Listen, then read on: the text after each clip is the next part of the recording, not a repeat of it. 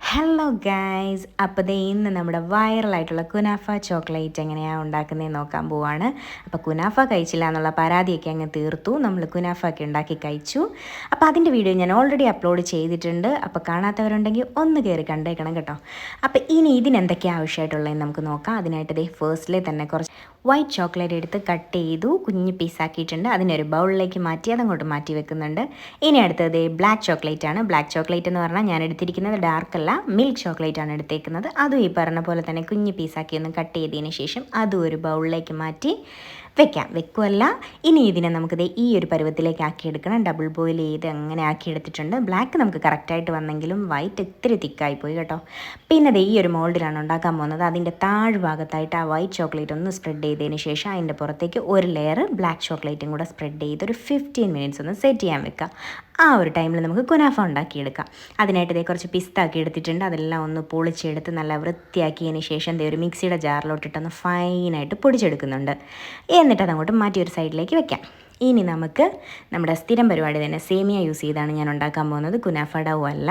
അപ്പോൾ അതിനായിട്ട് ഒരു പാൻ അടുപ്പിലോട്ട് വെച്ചിട്ടുണ്ട്. അതിലേക്ക് ഒരു സ്ലൈസ് ബട്ടർ ഇട്ട് കൊടുത്തു.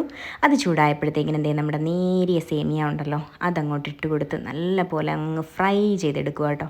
നല്ലൊരു ബ്രൗണിഷ് ഷെയ്ഡ് ആവുന്ന വരെ നല്ല പോലെ അങ്ങ് ഫ്രൈ ചെയ്തെടുക്കുന്നുണ്ട്. എന്നിട്ട് ആ ഫ്ലെയിം അങ്ങ് ഓഫ് ചെയ്തു. ചൂടാറി കഴിഞ്ഞപ്പോൾ ഞാൻ അതൊരു പാത്രത്തിലേക്ക് മാറ്റുന്നുണ്ട്. എന്നിട്ട് മാറ്റിയതിന് ശേഷം നമ്മൾ ആ പൊടിച്ച് വെച്ച ആ പിസ്ത ഉണ്ടല്ലോ അത് നമ്മൾ ഇതിൻ്റെ പുറത്തേക്ക് ഇട്ട് കൊടുക്കുന്നുണ്ട്.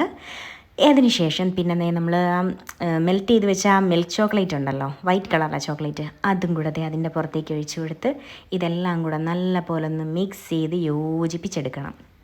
അതിനുശേഷം നമ്മൾ ആ പിസ്തയുടെ എസൻസ് ഉണ്ടല്ലോ ഗ്രീൻ കളറിലെ ആ ഒരു എസൻസ് ഒരു ഡ്രോപ്പ് ഒന്ന് ഒഴിച്ചു കൊടുക്കുക. അതിൻ്റെ ഒരു സ്മെല്ലും ഫ്ലേവറും ഒക്കെ കിട്ടട്ടെ എന്ന് വിചാരിച്ച് ഒഴിച്ചു കൊടുത്താൽ കേട്ടോ. അപ്പോൾ എന്തായാലും അതൊന്ന് മിക്സ് ചെയ്തെടുത്തതിന് ശേഷം നമ്മുടെ 15 മിനിറ്റ്സ് ആയപ്പോഴത്തേനും അത് സെറ്റായി വന്നിട്ടുണ്ട്.